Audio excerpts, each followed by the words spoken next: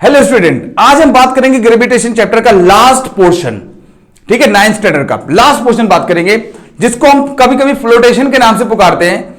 ठीक है, इससे पहले हमने पूरा ग्रेविटेशन चैप्टर का पूरा न्यूमेरिकल के साथ अच्छे से बता दिया। जैसे एग्जांपल के लिए मैंने बताया स्मॉल जी कैपिटल जी में फर्क, वेट मास में फर्क। ठीक है, और मैंने बताया की दे दिया भाई ग्रेविटेशन चैप्टर को कैसे करेंगे।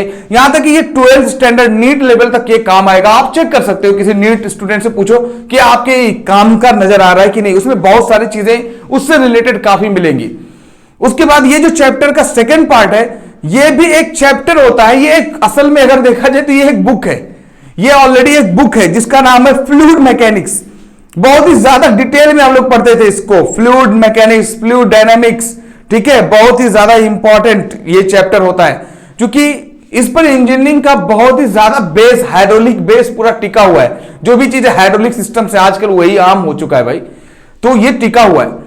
इसी के बारे में पूरा डिटेल में जाओगे आप। हाइड्रोलिक सिस्टम से देखो ना कितना चीजें आसान कर दी गई इस जमाने में, कितना दुनिया आसान हो गई है। किसी भी चीज को उठाना, इधर उधर करना, जेसीबी देखते होगे, जो मशीन जो बिल्डिंग मशीन्स होती हैं, बहुत सारी लिफ्ट देखा जाए, ये सब के सब इसी से रिलेटेड है। तो ये बहुत ज्यादा इंपॉर्टेंट पार्ट है दूसरा। और ये देखा जाए तो इसका ग्रेविटेशन से बहुत ज्यादा रिलेशन तो नहीं है। ये बुक बस फर्क इतना है कि ग्रेविटेशन चैप्टर के अंदर ये एक पोर्शन है। रियल में देखा जाए इसको एक अलग चैप्टर होना चाहिए था। तो बहुत सारे बुक वाले क्या करते हैं, अलग इसका चैप्टर बना के पढ़ा देते हैं। बट बात ये यार कि आपके सिलेबस में ये बहुत ही ज्यादा छोटा सा पार्ट है। ठीक है, 4-5 टॉपिक है, उसको पढ़ना है तो बस एक लेक्चर में खत्म हो जाएगा। ठीक है, और इसमें बहुत ही इंटरेस्टिंग चीजें मिलेंगी। जैसे एग्जाम्पल के लिए भाई इंटरेस्टिंग चीजें बहुत मिलेंगी। कैसे? जैसे एग्जाम्पल के लिए देखा जाए कि भाई कोई एक शिप है बहुत बड़ी सी, और एक छोटा सा लोहे का टुकड़ा है। तो जो शिप होती है बड़ी सी, वो नहीं डूबती है पानी के अंदर, लेकिन जो लोहे का टुकड़ा है वो डूब जाता है। अरे यार सही बात है, सच्चाई है ना। तो भारी भरकम है तो उसको डूबना चाहिए, लेकिन वो डूबता नहीं है। नंबर 2, अगर देखा जाए कि एक मुर्दा, एक इंसान जिंदा होता है तो डूब जाता है। अगर जिसको तैरना नहीं आता है तो वो डूब जाता है, लेकिन अगर वही इंसान जब मर जाता है तो तैरने लगता है। यार सही बात है, क्वेश्चन है अच्छा, है कि नहीं। ये सब चीजें जो आप देखते होगे, कोई भी प्लास्टिक का एक बड़ा सा टुकड़ा है, चाहे छोटा ही ले लो, प्लास्टिक का टुकड़ा है तो पानी में नहीं डूबता है भाई, है कि नहीं, सच्चाई है ना, पानी में नहीं डूबता है। लेकिन अगर उसने ही बड़ा अगर लोहे का टुकड़ा ले लिया तो डूब जाएगा। तो यार सवाल तो ये सब बहुत डिफरेंट तरीके से डेवलप हो रहा है। बस यही चीज है। इसी के बारे में बहुत फेमस साइंटिस्ट, बहुत सारे साइंटिस्ट आए, बर्नौली आया, स्टोक आए, ठीक है, और आर्किमिडीज आए, बहुत सारे साइंटिस्ट, इसके रेनॉल्ड आए, इसके रिलेटेड बहुत बड़े बड़े साइंटिस्ट आए। आप आगे चलकर यही सब पढ़ोगे, लेकिन यहां पे बस छोटा सा पढ़ना है, छोटी चीजें पढ़नी है, बट आप इसके लिए प्रिपेयर रहो। और इंपॉर्टेंट है यार, ये पूरी चीजें बहुत इंपॉर्टेंट है। जैसे एग्जांपल के लिए मैं आपको बताऊं कि भाई अगर मान लो एग्जांपल के लिए एक पेन, यही पेन ले लिया जाए, ये चाबी ले लीजिए, इन दोनों को अगर इस पर फोर्स लगाओ, इस पर फोर्स लगाओ, ऐसे ताकत लगाओ इसको, और इसको ताकत लगाओ, और एक ऐसा कोई मोटा सा बड़ा सा ये हाथ से ताकत ऐसे लगाओ, मान लो एग्जांपल के लिए। तीनों चीजों को अगर अप्लाई करो, तीनों में आप सेम फोर्स लगाओगे, ताकत लगाओगे, लेकिन इससे ज्यादा इस पर इफेक्ट पड़ेगा, यहां पर ज्यादा इफेक्ट पड़ेगा। कोई कील ले लीजिए, नेल ले लो, कील कोई भी ले लो, नुकीली सी, अगर उसको दबाओगे तो वो घुस जाएगा अंदर, अगर वही चौड़ा रहेगा तो जल्दी नहीं घुसेगा। तो कहने का मतलब ये है ना कि ये सब चीजें इससे रिलेटेड, यही चीजें हमने पढ़ना है, यही पूरी चीजें हमने पढ़ना है। जैसे एग्जांपल के लिए हम लोग पढ़ेंगे, सबसे ज्यादा पहले इंपॉर्टेंट है वो है थ्रस्ट। थ्रस्ट क्या है भाई? एक फोर्स है। देखो फोर्स का बहुत डिफरेंट जगह पर डिफरेंट नाम होता है बेटा। जैसे एग्जांपल के लिए एक रस्सी है, तो रस्सी के अंदर अगर फोर्स लग रहा है भाई, रोप के अंदर अगर फोर्स लग रहा है तो उसको हम लोग क्या बोल देते हैं भाई? टेंशन। वो भी एक फोर्स है, ठीक है, कोई दिक्कत नहीं है। अगर कोई मास ऐसे लटकाया हुआ है तो इधर भी फोर्स लगता है, ठीक है, लेकिन इसका नाम क्या हो जाता है? इधर भी फोर्स लगेगा, लेकिन इस फोर्स का नाम हो जाता है वेट, जिसको हम लोग ग्रेविटेशनल फोर्स बोलते हैं। भाई अगर कोई ऑब्जेक्ट ऐसे सीधा सीधा चल रहा है तो इसके अंदर कोई ना कोई फोर्स लगेगा, उसका नाम सिंपल फोर्स या रोटेशनल या लीनियर फोर्स होता है। कोई ऑब्जेक्ट को ऐसे घुमा रहे हो ताकत लगाकर तो उसको भी फोर्स बोलते हैं, लेकिन वो टॉर्क के नाम से पुकारा जाता है कि नहीं? कोई फ्लूइड है वो बह रहा है, उसके अंदर जो फोर्स लगेगा, जो रुकावट होती है बहने से, उसको हम लोग को विस्कॉस फोर्स बोल देंगे। कोई ऑब्जेक्ट को उठाने के लिए जो फोर्स रहता है उसका लिफ्टिंग फोर्स बोल देंगे। ऐसे ही किसी पानी या किसी भी ऑब्जेक्ट के अंदर, किसी फ्लूइड के अंदर या किसी ऑब्जेक्ट के अंदर बोल दो, जो ऊपर की तरफ जो फोर्स लगता है, ऊपर की तरफ जो फोर्स लगता है perpendicular to the surface is called upthrust force. तो सबसे पहले शुरुआत हमें इस चैप्टर में करनी अपथ्रस्ट फोर्स। अपथ्रस्ट फोर्स अगर समझ में आ जाएगा तो आपको प्रेशर समझ में आ जाएगा, और जब प्रेशर समझ में आ जाएगा तो आप आसानी से बयान्सी, फोर्स ऑफ बयान्सी या बयान्सी जो कॉन्सेप्ट होता है उसको आराम से समझ जाओगे। और बयान्सी क्या है? अपथ्रस्ट फोर्स है नॉर्मली। जब ये सब समझ में आ जाएगा तो नॉर्मली आपको क्या है, आर्किमिडीज प्रिंसिपल समझ में आ जाएगा। आर्किमिडीज प्रिंसिपल समझ में आ जाएगा तो आपको डेंसिटी और रिलेटिव डेंसिटी से रिलेटेड सारे टर्म्स समझ में आ जाएंगे, और आपके सिलेबस में यही है। तो आपको रियल में अगर देखा जाए वो पढ़ना क्या क्या है, आपको मैं बता दूं अभी लास्ट पार्ट में, वो खत्म भी हो जाएगा अभी। वो क्या है भाई? सबसे पहली बात अपन पढ़ेंगे, सबसे पहला वो हमारा होगा प्रेशर भाई, ठीक है? प्रेशर पढ़ेंगे। इसी प्रेशर के अंदर जो दूसरा पार्ट आएगा वो आएगा थ्रस्ट। और थ्रस्ट क्या है? एक प्रेशर है, सॉरी थ्रस्ट क्या है? एक फोर्स है, ठीक है? उसके बाद जब ये समझ में आ जाएगा तो ये आपको बयान्ट फोर्स समझ में आ जाएगा, ठीक है? बयान्ट फोर्स ऑफ बयान्सी, ऊपर की तरफ फोर्स लगने वाला, यही सेम चीज होता है, बट फिर भी इसको हम अलग से जो है एक्सप्लेन कर देंगे। जब ये समझ में आ जाएगा तो हम लोग आर्किमिडीज प्रिंसिपल पढ़ेंगे, ठीक है? आर्किमिडीज प्रिंसिपल पढ़ेंगे,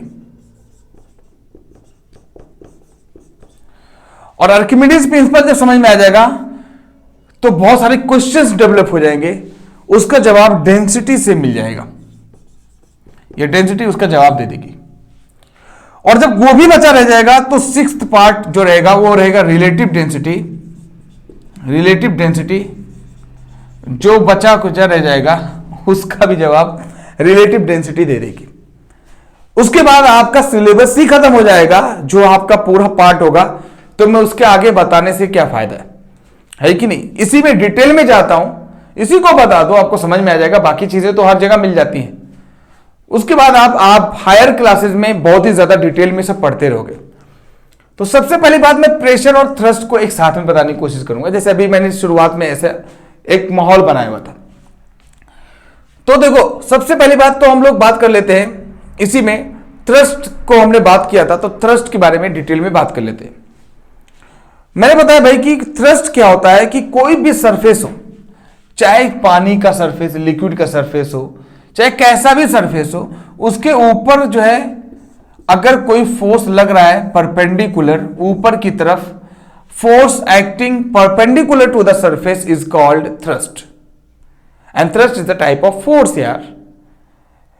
अब अगर ये थ्रस्ट फोर्स है तो उसका यूनिट भाई न्यूटन होगा, ऑब्वियस सी बात है।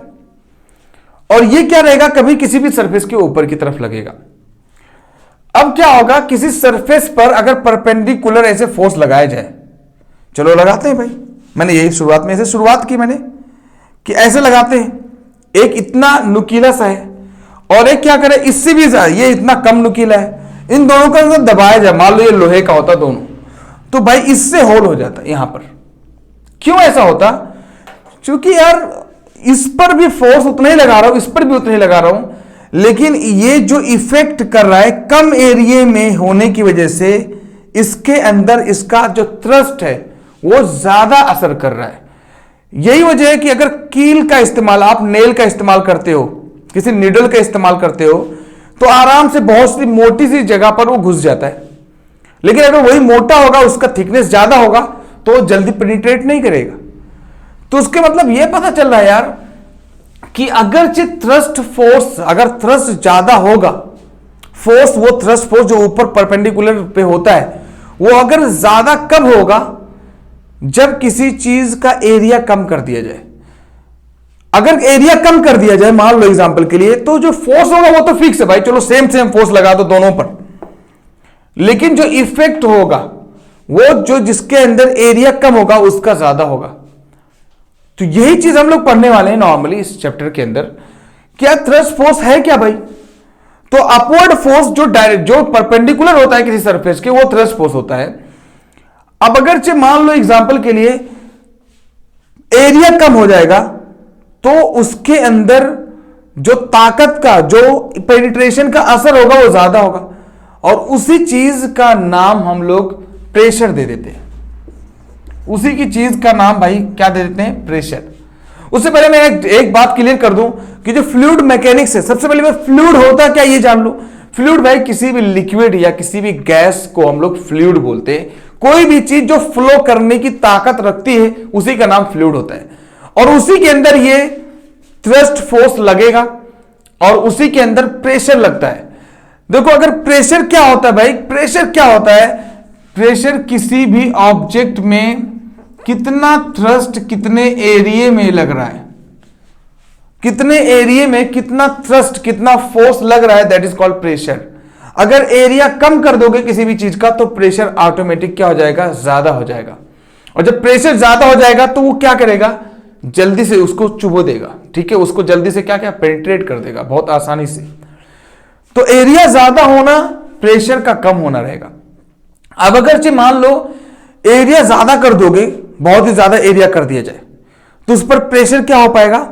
उस पर प्रेशर जो है कम हो जाएगा। अगर प्रेशर कम हो जाएगा तो जाहिर सी बात है ये जो पूरा पोर्शन है वो, जाहिर सी बात है ये प्रेशर, अगर एरिया ज्यादा हो जाएगा तो जो ये पूरा पोर्शन है वो क्या आ जाएगा? ऑटोमेटिक कम हो जाएगा। ये ज्यादा करोगे तो ऑटोमेटिक पूरा मिलाकर क्या आएगा? कम आएगा। तो किसी भी ऑब्जेक्ट पर अगर देखा जाए, जैसे एग्जांपल के लिए बहुत ही ज्यादा एग्जांपल, फेमस एग्जांपल्स हैं कि अगर जो क्या बोलते हैं बैग जो होता है, बैग उसका जो हमारा स्ट्रिप होता है वो बहुत ज्यादा चौड़ा सा करते हैं। अगर चौड़ा सा ना करें तो क्या होगा भाई?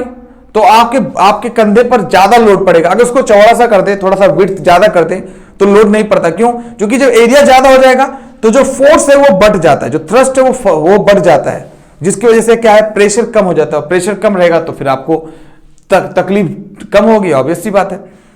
किसी भी चीज को मान लो एग्जांपल के लिए, अभी एग्जांपल के लिए अभी बहुत ज्यादा फेमस है, लोग क्या करते हैं? नेल ऐसे पूरा बहुत ही ज्यादा इकट्ठा करते हैं, ऐसे नेल, ऐसे बेड, नेल का पूरा बेड बनाते हैं, देखते होगे बहुत ही ज्यादा ऐसे नेल पूरा रहता है, कीली होती है, छोटी छोटी सी कील होती है, और उस पर लेट जाते हैं, उस पर आराम से लेट जाते हैं।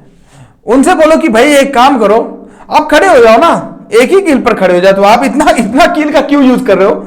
इसको हटा दो और एक ही कील पर आप खड़े हो जाओ ना भाई, इतना तकलीफ क्यों सह रहे हो? तो वो बंदा नहीं कर पाएगा। क्यों?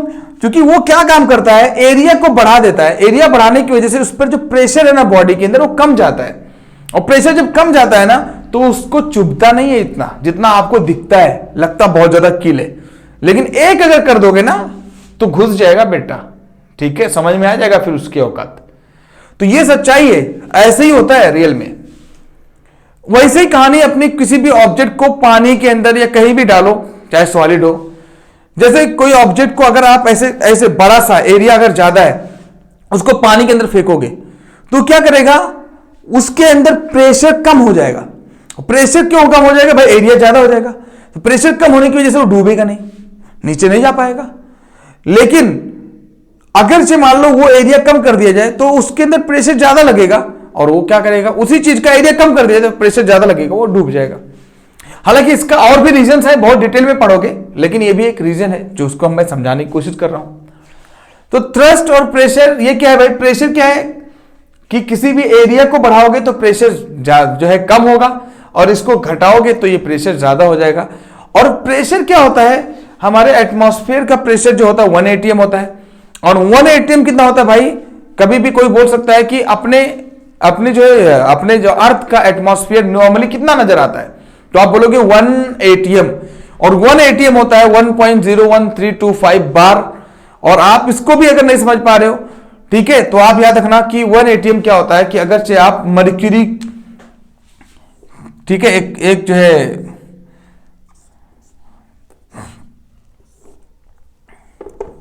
ग्लास के अंदर अगर आप मर्क्यूरी डाल दो, ठीक है,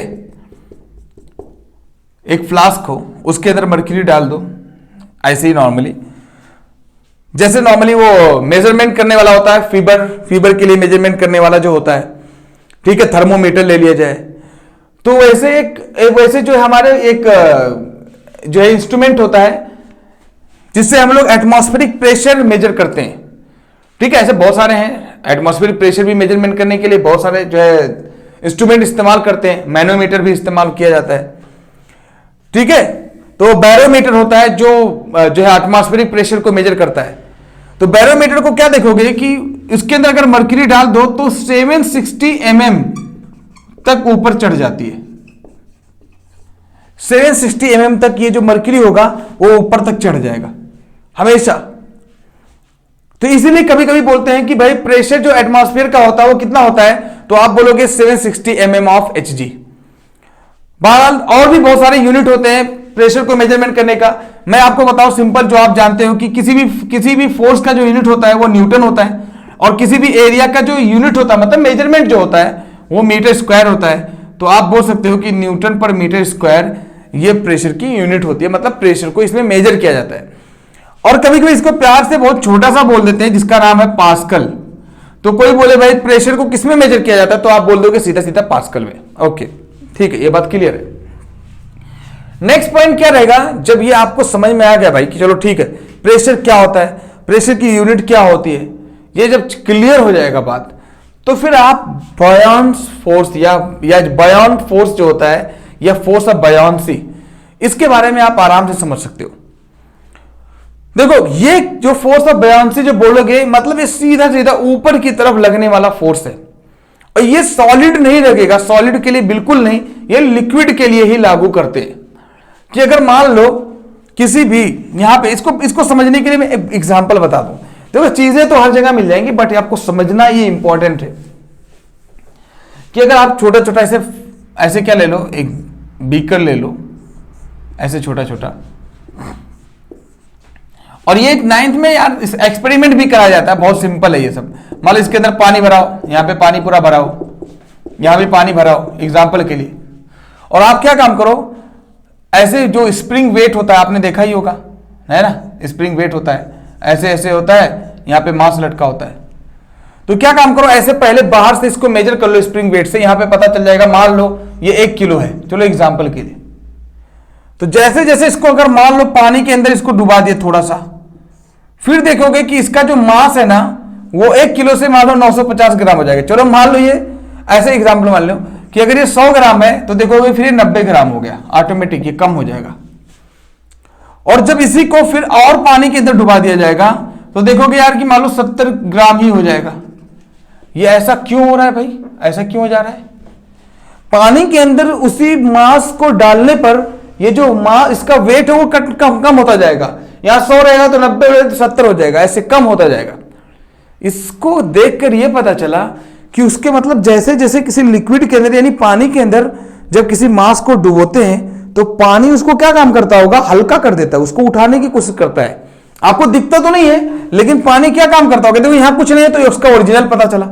लेकिन पानी के अंदर जैसे डालते होंगे तो पानी बोलता होगा नहीं भाई मेरे पास नहीं आना है, तो पानी ऊपर की तरफ फोर्स लगाता होगा और उसको बाहर की तरफ उस ऊपर की तरफ दबाता होगा, जिसकी वजह से इसका वेट कम हो जाता है, वो हल्का होने लगता है। और जब ज्यादा ही पानी के अंदर पूरा डाल देते हैं तो पानी पूरा फोर्स लगाने लगता होगा और जिसकी वजह से उसका वेट और कम हो जाता है भाई। तो पता क्या चला कि भाई किसी भी लिक्विड के अंदर कुछ एक ऊपर की तरफ फोर्स जरूर लगता है। अरे भाई उससे बढ़िया एग्जांपल क्या है कि बाल्टी के अंदर पूरा पानी भर दो, बाल्टी के अंदर पूरा पानी भरो और एक मग लो, ठीक है, मग लो, उस मग को ऐसे डायरेक्ट डालने की कोशिश करो तो क्या देखोगे, जैसे डालोगे उसके बाद छोड़ोगे तो फिर मग ऊपर की तरफ भाग जाएगा भाई। जो भी ये बर्तन होगा, ये मग होगा, ये जैसे डालोगे ऊपर की तरफ भागेगा। ऊपर की तरफ भागता क्या है, क्यों है यार, थोड़ा कभी सोचा इस पर कभी सोचा?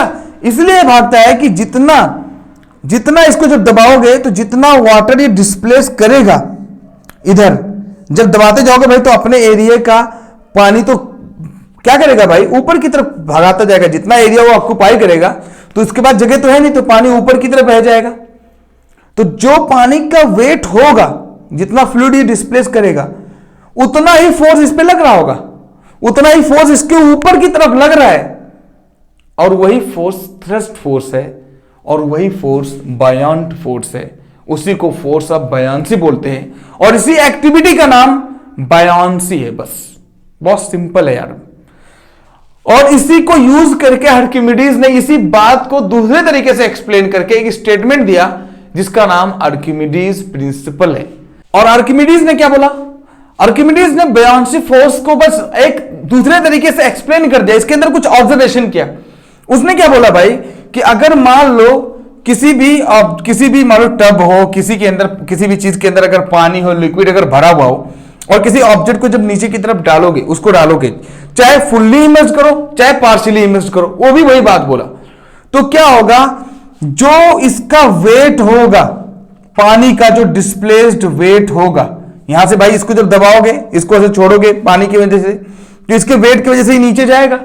तो इसके वेट की वजह से नीचे जाने की वजह से यहां का कुछ जो पानी होगा, ये पूरा पूरा जो भी वाटर, जो भी लिक्विड होगा, वो बाहर की तरफ निकल जाएगा। तो बोला इसको आप एक जगह इकट्ठा कर लो भाई, एक जगह इकट्ठा कर लो उस पानी को, जो भी चाहे लिक्विड हो, कोई भी लिक्विड हो, उसको एक जगह इकट्ठा कर लो। तो बोला जो इसका वेट आप पाओगे, जो भी इसका वेट होगा, जो डिस्प्लेस्ड लिक्विड होगा, जो भी उसका वेट पाओगे, वो ऊपर वाले अपथ्रस्ट फोर्स जो भी पानी के अंदर ऊपर की तरफ लग रहा है, जो इसको नीचे नहीं जाने दे रहा था, उसके बराबर होगा। तो उसके मतलब अपथ्रस्ट फोर्स जो होगा, उसने बोला अपथ्रस्ट फोर्स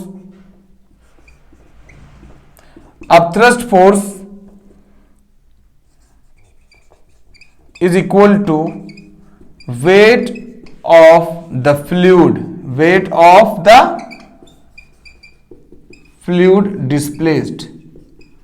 बस इसी को ट्रांसलेट कर दो कि अगर किसी ऑब्जेक्ट को अगर आप क्या करो, होली या फुल्ली इमर्ज करो, then upthrust force will be equal to weight of the fluid displaced. बस यही आर्किमिडीज ने ऑब्जर्वेशन किया और उसी को प्रिंसिपल दे दिया, आर्किमिडीज प्रिंसिपल। ठीक है, तो ये बहुत बड़ी बात हो गई कि यार कुछ है नहीं, ये इससे रिलेटेड है। उसके बाद ये मालूम हो गया तो आर्किमिडीज प्रिंसिपल मिल गया। और आर्किमिडीज प्रिंसिपल मतलब 100% मान लो कि आपके सिलेबस में, आपके एग्जाम में आने ही वाला है, इतना ज्यादा इंपॉर्टेंट है। और है क्या यार, दम कुछ नहीं है। आर्किमिडीज प्रिंसिपल समझ में आया ना कि मतलब मान लो इस मग को आप दबाओगे तो ऊपर की तरफ वो फोर्स लगेगा भाई, दबेगा तो नहीं। तो वो जो अपथ्रस्ट फोर्स कैसे निकालोगे? तो क्या काम करो, जो भी लिक्विड डिस्प्लेस होके बाहर निकल गया ना, उसको एक जगह इकट्ठा कर लो और जाके इसको वेट कर लो कितना है। तो समझ जाना जितना इसका वेट होगा उतना ही अपथ्रस्ट फोर्स होगा। बहुत सिंपल तरीका है यार अपथ्रस्ट फोर्स को निकालने का। उसके मतलब अपथ्रस्ट फोर्स तो पहले पढ़ लिए, उसके वजह से प्रेशर पढ़ लिए, वही सब क्या है, बायॉन्सी फोर्स है या बायॉन्ट फोर्स है। जब वो सबको कैलकुलेट कैसे करोगे, ये चचा ने बताया, आर्किमिडीज प्रिंसिपल ने बताया, आर्किमिडीज ने बताया कि कैसे उसको मेजर करोगे, उसका बहुत आसान तरीका बता दिया। कोई भी इंसान कर सकता है यार, है कि नहीं। तो ये बात खत्म हो गई आर्किमिडीज प्रिंसिपल भाई। उसके बाद अब आता है डेंसिटी। जो नेक्स्ट पार्ट है वो है हमारा डेंसिटी। बहुत ही ज्यादा इंपॉर्टेंट पार्ट है डेंसिटी भाई। अक्सर लोगों को ऐसे खत्म समझ में नहीं आता है। इसे भाई मैं एक बात क्लियर कर दूं यार, कभी कभी फॉर्मूला आपको काम आ जाता है कि भाई upthrust force is equal to weight of the fluid displaced. तो वेट बराबर क्या होता है भाई, mg। तो मास बराबर mg होता है, और ठीक है, वेट बराबर mg होता है, लेकिन मास का कुछ आपने फॉर्मूला नहीं पढ़ा ना, आगे चलकर अभी यही जस्ट पढ़ाने वाला हूं मैं, डेंसिटी। इसको यूज करूंगा, इसको याद रखना, बाद में बताऊंगा मैं अपथ्रस्ट फोर्स का फॉर्मूला क्या निकलेगा। बुक में डायरेक्ट निकाल के दे देता है और आप उसको यूज करते हो, आप इसीलिए आपको समझ में नहीं आता न्यूमेरिकल कैसे होगा उससे रिलेटेड। तो पहले इसको और आगे बढ़ाने के लिए सबसे पहले समझना होगा डेंसिटी। तो मैं डेंसिटी पहले आपको समझा दे रहा हूं भाई। तो डेंसिटी क्या होती है, ठीक है, डेंसिटी है क्या भाई? अगर ऐसे सिंपल लैंग्वेज में बोलूं मैं डेंसिटी क्या है, तो डेंसिटी का मतलब होता है यार कोई भी चीज कितने, कोई भी क्या ऐसे बोलोगे, डेंसर, गाढ़ापन, ऐसे बोल दो, वो डेंसिटी है कि नहीं, अगर सिंपल लैंग्वेज में बोलो। और थोड़ा बढ़ाओ अगर बात को, तो चलो मान लो एक रूम है, ऐसे बात को समझो, एक रूम है, इतना बड़ा है भाई, एक क्लास है, इसके अंदर मान लो 15 बच्चे बैठते हो, 15 बच्चे इसके बैठते हो, ऐसे बैठ रहे हो भाई, इधर बैठ रहे हो, ऐसे बेंच लगी हो, 15 बच्चे बैठते हो। हमने क्या किया, 30 कर दिया, ठीक है, ये भी कवर पूरा कर दिया। उसके बाद 45 कर दिया, उसके बाद 60 कर दिया, 65 कर दिया, 100 कर दिया। तो होगा क्या भाई, इसका वॉल्यूम फिक्स है। इस वॉल्यूम फिक्स में उसके मास को कंटिन्यू लगातार लोगों को बढ़ाते रहो बढ़ाते रहो, तो ये बहुत ही ज्यादा घना हो जाएगा। इसीलिए इसको हिंदी में घनत्व बोलते हैं, मतलब बहुत ही ज्यादा घना हो जाना। जब कोई चीजें बहुत ज्यादा घनी घनी होती हैं तो वो चीज क्या कहलाता है, उसी का नाम डेंसिटी है।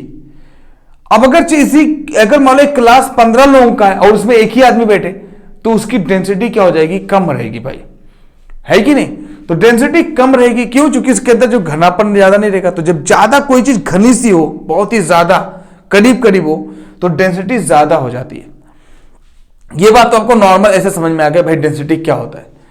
तो कितने वॉल्यूम के अंदर कितना मास छुपा होता है, उसी को हम लोग डेंसिटी बोलते हैं।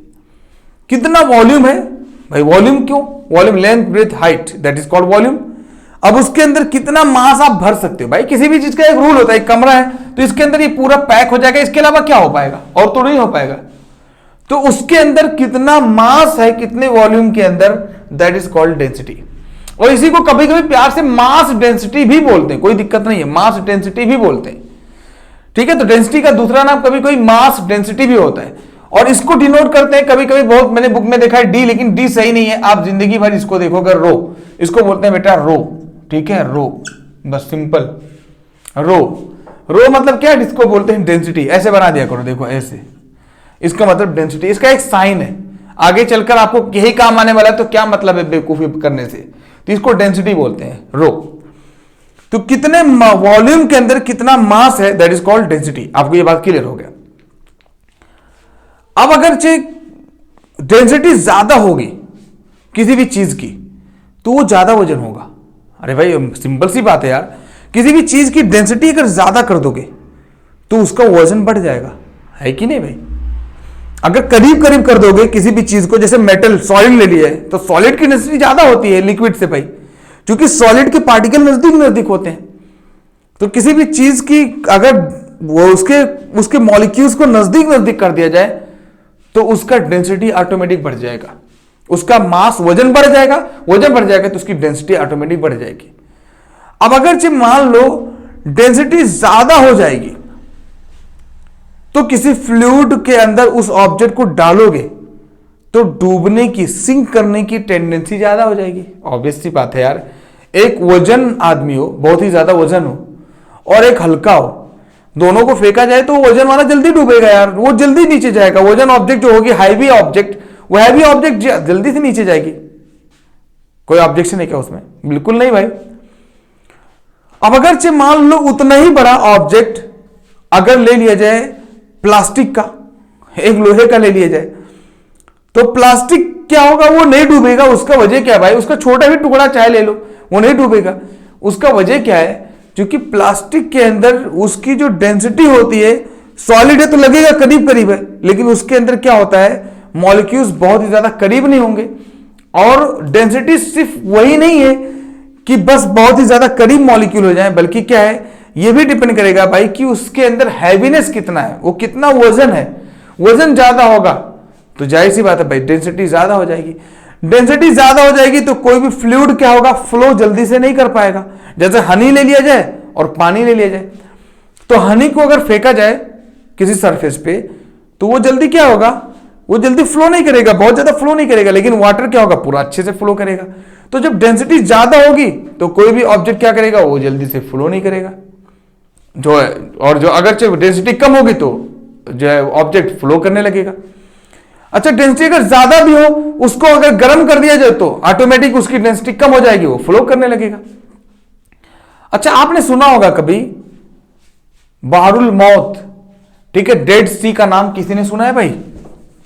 डेड सी का नाम नहीं जानते हो तो सर्च कर लो यार, इस जमाने में यूट्यूब का जमाना है कि नहीं। डेड सी अगर किसी ने नहीं सुना होगा, इसको अरबिक में बहरुल मौत बोलते हैं नॉर्मली, चूंकि ये अरबियन पेनिनसुला में ही है ये जो है डेड सी, ठीक है। यहां पे क्या होता है, कोई भी इंसान डूबता ही नहीं है, और ये समंदर है बहुत बड़ी यार, ठीक है, लेकिन इसमें इंसान डूबता नहीं है। एक समंदर है, पानी बहुत ज्यादा गहरा पानी है, 5000 फीट, लेकिन क्या होता है यहां पे इंसान डूबता नहीं है। उसका वजह क्या है, वो जो पानी है ना, पानी के अंदर नमक बहुत ज्यादा है, और बहुत ज्यादा नमक होने की वजह से इंसान उसके अंदर डूबता नहीं है। क्यों नहीं डूबता है, अब एक बात और मैं बताना चाहता हूं कि अगर मान लो कोई भी ऑब्जेक्ट क्यों सिंक करती है, यह भी एक क्वेश्चन है कि अगर मान लो ऐसे 3 बीकर ले लिए जाएं और उनके अंदर मान लो एक के अंदर पानी भरा हुआ है, एक के अंदर नमक पानी भरा हुआ है, और एक के अंदर बहुत ही ज्यादा नमक पानी भरा हुआ है, इसके अंदर पूरा पूरा मोर सॉल्ट, ठीक है, इसके अंदर सॉल्ट है, इसके अंदर भी सॉल्ट है, और इसके अंदर ये नॉर्मल वाटर है। मान लो मैं आपको एग्जांपल देने की कोशिश कर रहा हूं, नॉर्मल वाटर हो, सॉल्टी वाटर हो, बहुत ज्यादा सॉल्ट डाल दिया जाए पानी के अंदर। एक ऑब्जेक्ट लो, इसके अंदर डालो, इसके अंदर डालो, इसके अंदर डालो, तीनों के अंदर अलग अलग असर देखोगे आप। इसके अंदर नॉर्मली अगर डूब जाएगा तो इसके अंदर थोड़ा वक्त लगाएगा, तो इसके अंदर और ज्यादा वक्त लगाएगा। क्यों? क्योंकि कोई भी चीज डूबता कब है, जब उसकी डेंसिटी जो होती है सामने वाले लिक्विड की डेंसिटी से, सामने वाली चीज की डेंसिटी से ज्यादा हो जाता है, तो वो चीज डूब जाती है। जैसे वाटर की डेंसिटी जो होती है वो 1000 किलोग्राम पर मीटर क्यूब होती है। अगर इससे ज्यादा टेंशन वाली चीज जैसे लोहे को ले लो और इसके अंदर डाला जाए तो वो डूब जाएगा। लेकिन अगर ऐसा काम कर दिया जाए कि इसकी डेंसिटी को बहुत ज्यादा नमक डालकर बढ़ा दिया जाए तो वो सामने वाला ऑब्जेक्ट नहीं डूबेगा। तो कोई भी चीज डूबती कब है, जब उस चीज की डेंसिटी, ऑब्जेक्ट की डेंसिटी इस लिक्विड की डेंसिटी से अगर ज्यादा हो जाती है तब डूबती है। और अगर उससे कम रहेगी, इससे डेंसिटी जो है, अगर मान लो पानी है, अब प्लास्टिक का एक टुकड़ा ले लिया जाए, तो प्लास्टिक हल्का होता है, तो भाई हल्का कम है तो भारीपन कम है, तो घनत्व उसका कम हुआ, डेंसिटी कम हुई, और जब डेंसिटी कम हो गई, इससे कम हो गया, तो जाहिर सी बात है भाई ऊपर ही ऊपर तैरने लगेगा। तो कोई भी चीज डूबता क्यों है, सबसे पहला तो रीजन ये समझ में आ गया कि भाई डेंसिटी अगर उस ऑब्जेक्ट की लिक्विड से, अगर जिसमें डूब रहा है वो, अगर उससे ज्यादा हो गई तब तो भाई डूब जाएगा। लेकिन अगर कहीं इसके बराबर हो जाए, जितना ये डेंसिटी इस लिक्विड की है इसके बराबर हो जाए, तो वो डूबेगा नहीं, ऊपर ऊपर रहेगा, है कि नहीं। अगर बहुत ही ज्यादा उसकी डेंसिटी हो जाए इस सामने वाली चीज से, तो बिल्कुल डूबेगा ही नहीं किसी हालत में। तो डूबता कब है, जब उसकी डेंसिटी ज्यादा हो जाएगी, ये ज्यादा, तब ये चीज तो आपको डूबने का समझ में आ गया। लेकिन आप क्वेश्चन कर सकते हो, सर ठीक है तो लोहे को आप यही सेम पानी रखो, पानी यही है अपना, समंदर वाला ही पानी है, यहाँ पे हमने लोहे का एक छोटा सा टुकड़ा डाला। अब आओ क्या आपका क्वेश्चन का जवाब, एक लोहे का छोटा सा टुकड़ा डाला इस पानी के अंदर, सर आप मेरे सामने ये डूब गया, मैंने देखा, ठीक है, तो अगर यही चीज समंदर ले लिया जाए और इसके अंदर जो शिप होती है वो क्यों नहीं डूबती है, आप गलत हो। सही बात है यार, आप तो बिल्कुल सही हो गए, वो सच में शिप तो नहीं डूब रही है। तो कुछ और चीजें हैं जिसको हमें ध्यान देना होगा।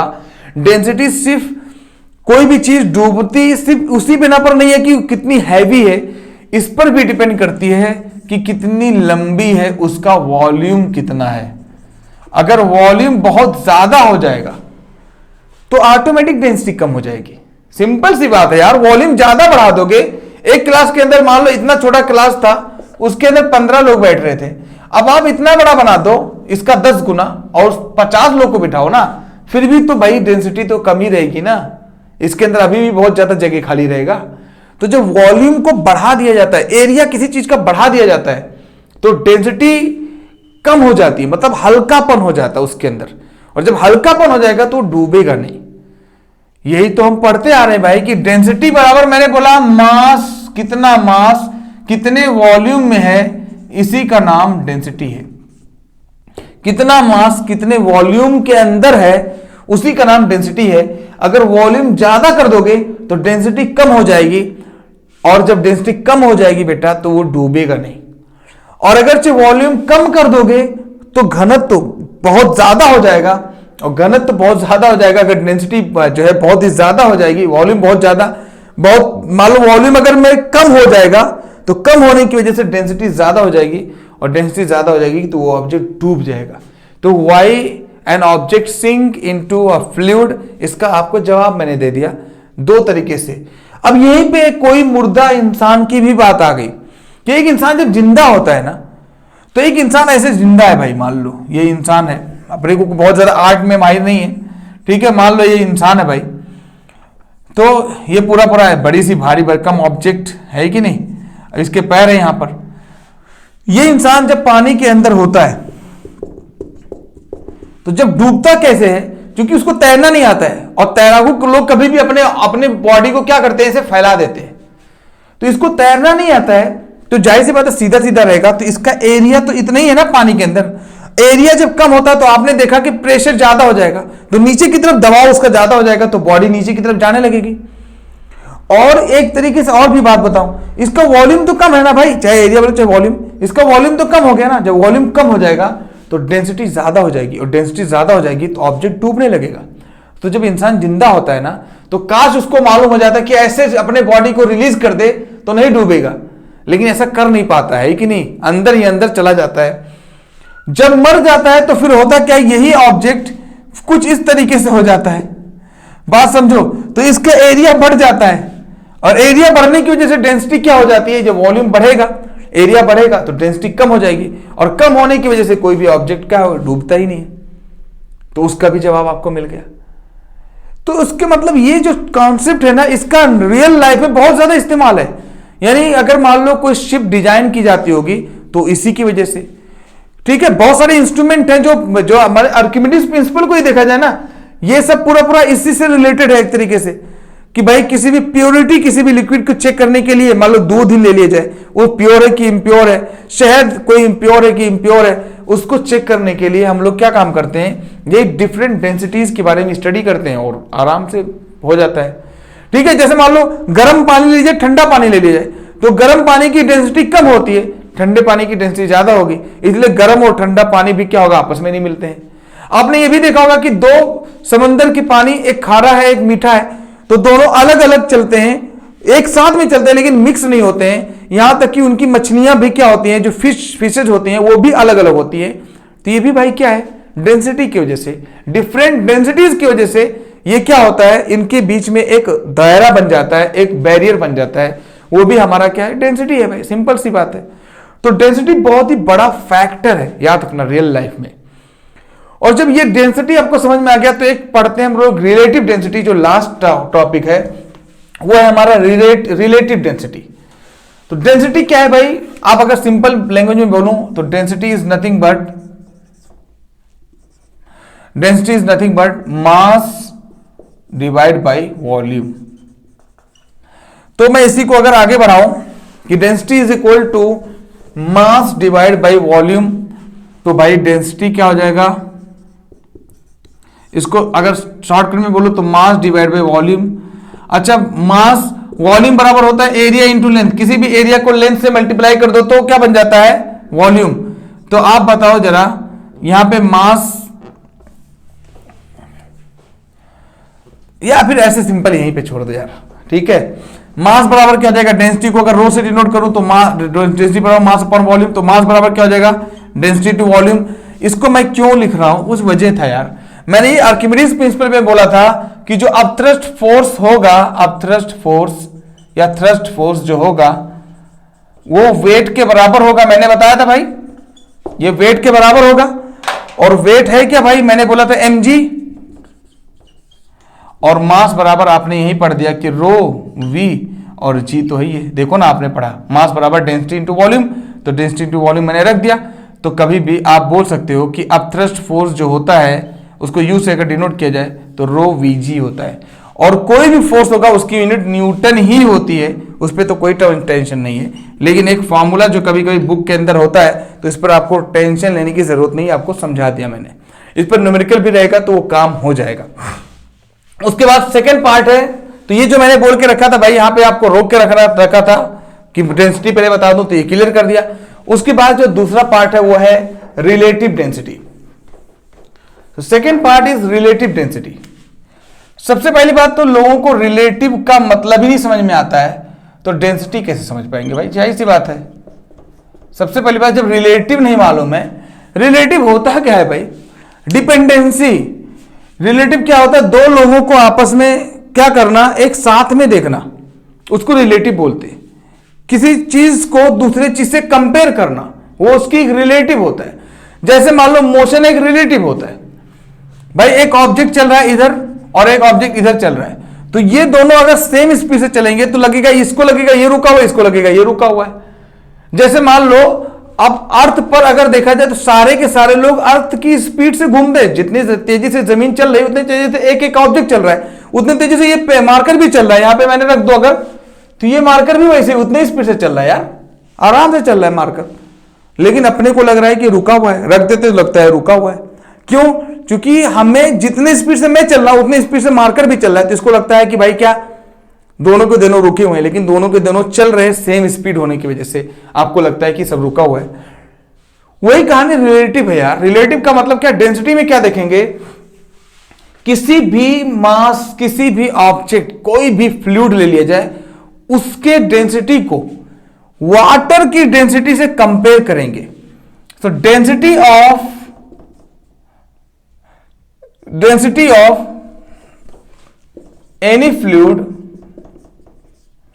डेंसिटी ऑफ एनी फ्लूइड, किसी भी डेंसिटी का, किसी भी फ्लूइड की डेंसिटी लो, उसको डेंसिटी, किसी डेंसिटी ऑफ, अगर मान लो वाटर से कंपेयर कर दो, कि वाटर की डेंसिटी, भाई वाटर की डेंसिटी एक स्टैंडर्ड डेंसिटी मानी जाती है जो 1000 किलोग्राम पर मीटर क्यूब होती है।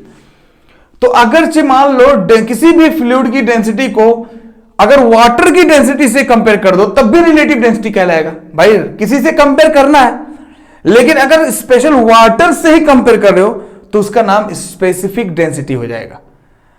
लेकिन अगर से आप एक फ्लूइड की डेंसिटी को, फ्लूइड 1 को डेंसिटी ऑफ अदर फ्लूइड क्या ले लिया जाए भाई, 2 जैसे ले लिया जाए, फ्लूइड 1 को, एक फ्लूइड को दूसरे फ्लूइड से कंपेयर करो, उस कंपेयर को हम लोग रिलेटिव डेंसिटी बोलते हैं। सिंपल सी बात है।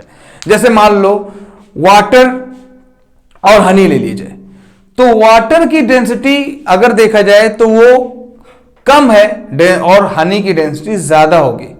तो हनी की डेंसिटी ज्यादा होगी और वाटर की डेंसिटी क्या है, कम होगी। जाहिर सी बात है भाई। तो आपको कुछ ना कुछ रिलेटिव डेंसिटी क्या होगा, एक नंबर मिलेगा। देखो दोनों डेंसिटी हैं, तो बार बार कट करके कुछ नंबर आता रहेगा। तो रिलेटिव डेंसिटी क्या है, एक नंबर के फॉर्म में रहेगी। कभी 1 रहेगा, कभी 1 से ज्यादा रहेगा, कभी 1 से कम रहेगा, ये भी हो सकता है। अगर मान लो ऊपर की वैल्यू ज्यादा आ जाए, नीचे की कम रहे, तो बार बार क्या मिलेगा, 1 से ज्यादा मिलेगा। तो एक डेंसिटी को दूसरे डेंसिटी से कंपेयर करने को हम लोग क्या बोलते हैं, रिलेटिव डेंसिटी। जस्ट कंपेयर है यार। तो अगर मान लो कोई भी, क्यों हम लोग ऐसा बोल रहे हैं, हमें रिलेटिव डेंसिटी की जरूरत क्यों पड़ेगी, क्योंकि हमने अभी इससे पहले यही पढ़ रहे थे भाई कि कोई ऑब्जेक्ट डूबता क्यों था। अगर मान लो कोई ऑब्जेक्ट डूबा कैसे था भाई, तो आपने ये देखा कि अगर ऑब्जेक्ट का डेंसिटी उस फ्लूइड की डेंसिटी से ज्यादा हो जाएगा तो ऑब्जेक्ट डूब जाएगा। तो आपने यही तो देखा, तो वही तो रिलेटिव था भाई, दो लोगों को आपस में कंपेयर करना। तो रिलेटिव डेंसिटी कोई बहुत बड़ी टॉपिक तो नहीं है कि जिसको एक्स्ट्रा बहुत पढ़ा जाए, बल्कि कंपेयर था। इसको हम लोग पहले बात कर चुके हैं एग्जांपल से, लेकिन इसका एक पार्टिकुलर एक डेफिनेशन के साथ तरीके से, फॉर्मूले के तरीके से नहीं देखा। तो आपको समझ में आ गया, यही था आपके सिलेबस का पार्ट। आप इसको चेक कर लेना, बात आपको क्लियर हो जाएगी। Okay, thank you.